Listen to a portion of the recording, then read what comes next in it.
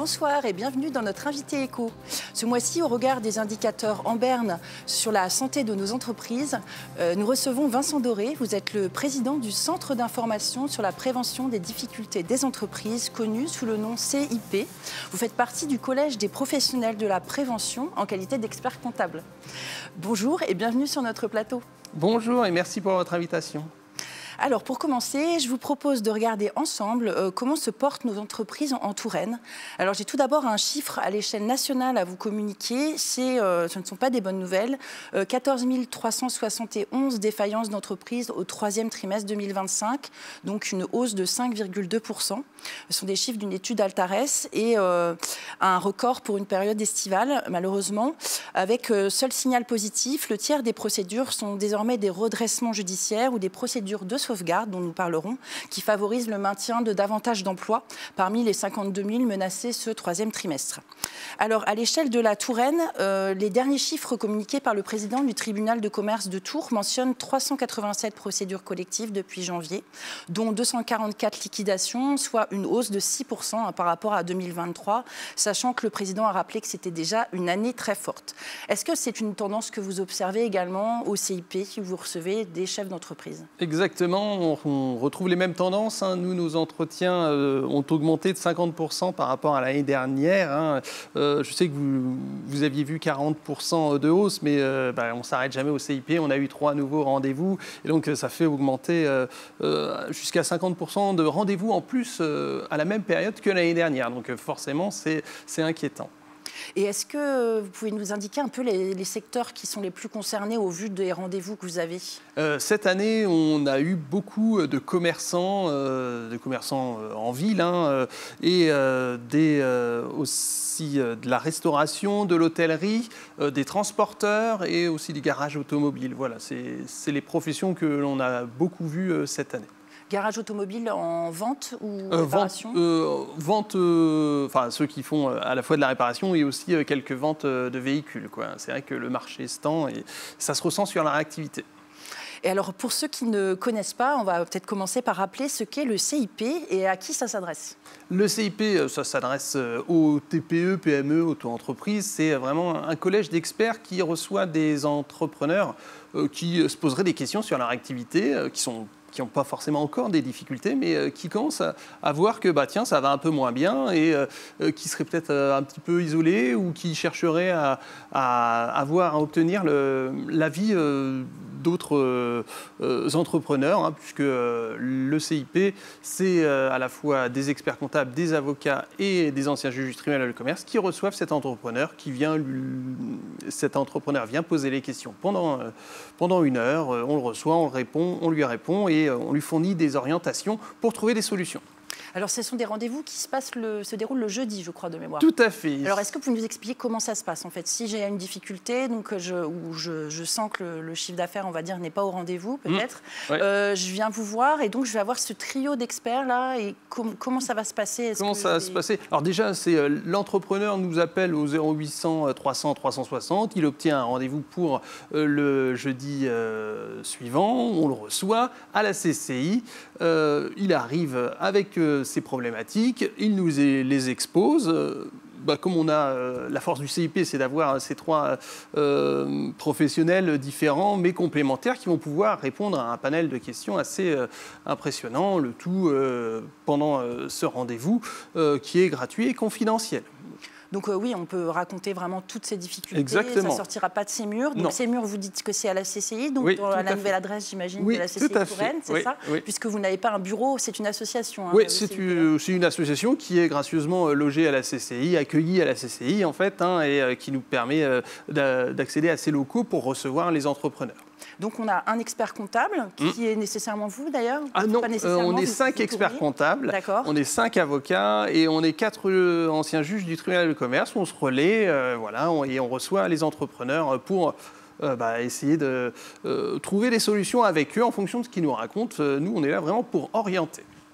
Très bien. Alors, est-ce qu'on va s'intéresser peut-être aux difficultés qui sont rencontrées par ces entrepreneurs? Est-ce que vous avez constaté des causes qui reviennent le plus fréquemment par rapport aux difficultés? Alors, on a beaucoup ressenti, en fait, avec les métiers que j'ai cités plus tôt, avec les commerçants, avec les restaurants, l'hôtellerie, on sent une baisse du pouvoir d'achat des éventuels consommateurs. Et donc, une baisse du pouvoir d'achat, ça veut dire une baisse du chiffre d'affaires pour les entrepreneurs.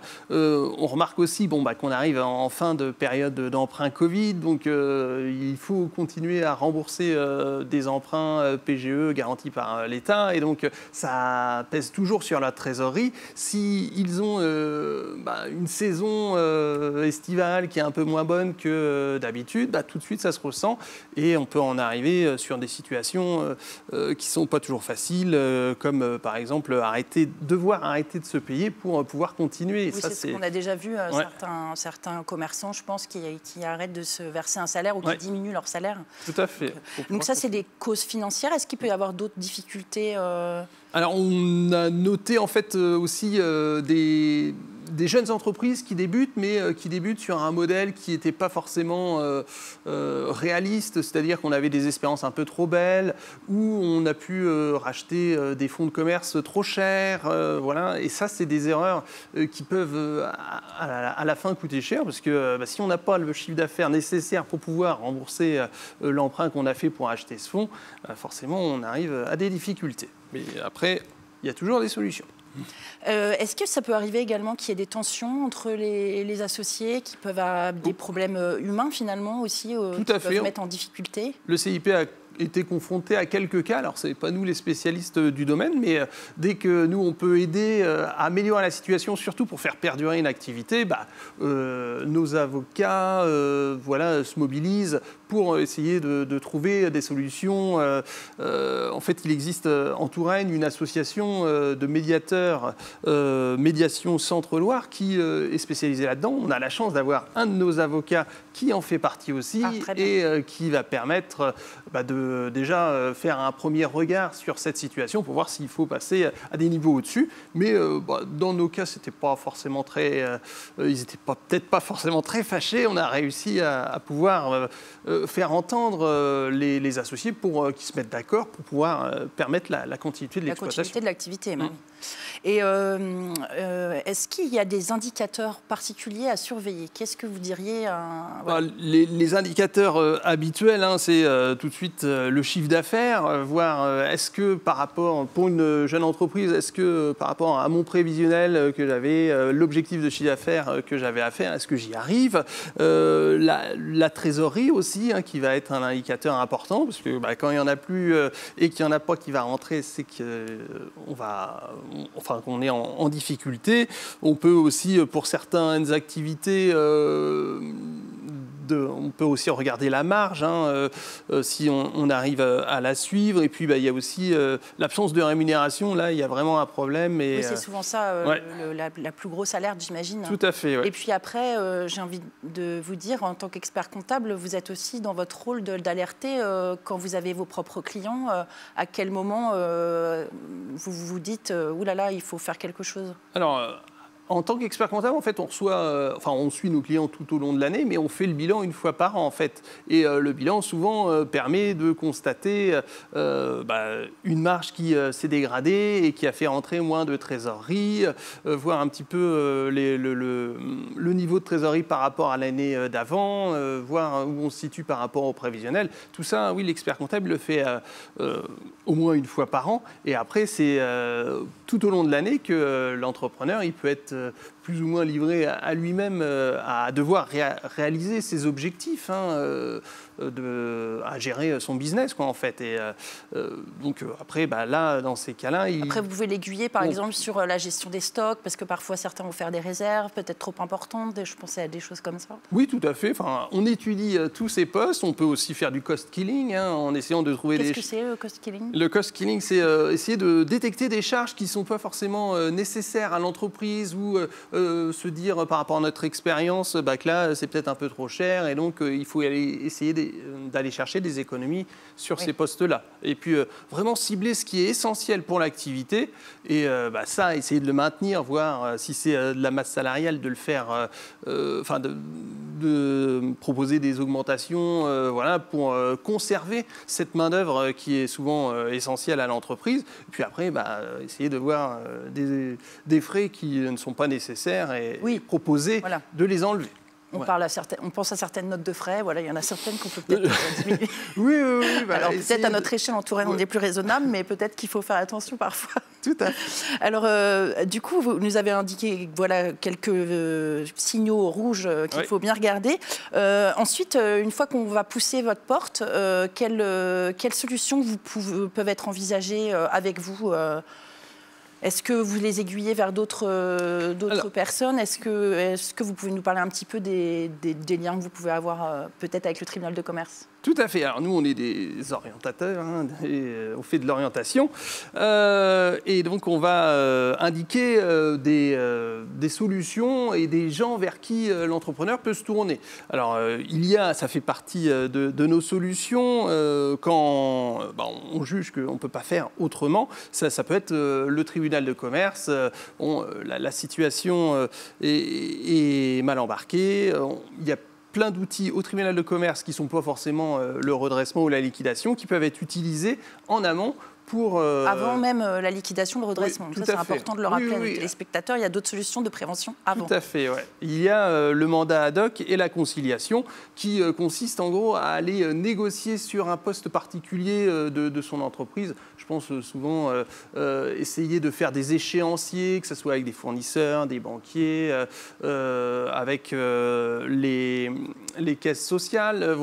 Expliquer qu'on a des difficultés, qu'on ne peut pas payer aujourd'hui, mais qu'on va pouvoir étaler la dette en fonction des rentrées futures que l'on va faire. Essayer de montrer que on peut pas faire un échelonnement. Oui, tout à fait. On peut connaître à titre particulier.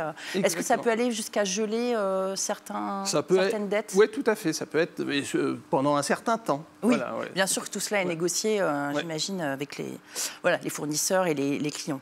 Alors, vous, justement, comment est-ce que vous faites le lien? Oui, je vous ai coupé, excusez-moi, le lien avec le tribunal de commerce et avec d'autres organismes aussi? Alors, en fait, c'est en fonction de ce que va nous dire l'entrepreneur qu'on va pouvoir soit l'orienter vers le tribunal de commerce, mais ça peut être vers d'autres partenaires, ça peut être ses conseils, si on voit qu'il a besoin d'informations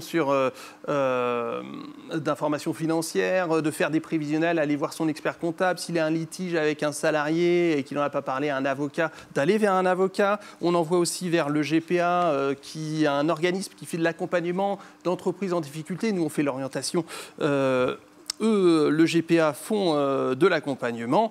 Et puis après, ça peut être aussi les administrateurs judiciaires qui font de la négociation au sein des mandats ad hoc et de la conciliation. Oui, ce dont on parlait pour geler les dettes, etc. Oui, tout à fait. Qui font peut-être peur aussi, mais qui n'ont pas à faire peur puisqu'ils sont très utiles pour essayer de gagner du temps quand on a besoin de gagner du temps et donc de la trésorerie. Alors, on est déjà à la fin de notre interview, ça passe très vite. Juste un petit mot, je place quand même que dans certains cas, ces difficultés vont placer l'entrepreneur dans une situation de détresse psychologique. Donc, n'oubliez pas de faire appel à l'APESA dans ces cas-là. Un dernier message clé pour nos entrepreneurs? À ne pas attendre d'être au pied du mur, il faut venir voir le CIP dès que vous ressentez qu'il y a un petit souci, on en discute et puis comme ça permet de repartir plus serein. Le CIP, c'est un catalyseur qui fait émerger des solutions pour les entrepreneurs qui se poseraient des questions sur leur activité. Merci beaucoup Vincent Doré pour vos conseils précieux. Comme le dit l'adage, mieux vaut prévenir que guérir. Je vous donne rendez-vous quant à nous le mois prochain pour un nouvel invité éco. Et d'ici là, je vous souhaite une très belle soirée sur Val de Loire TV.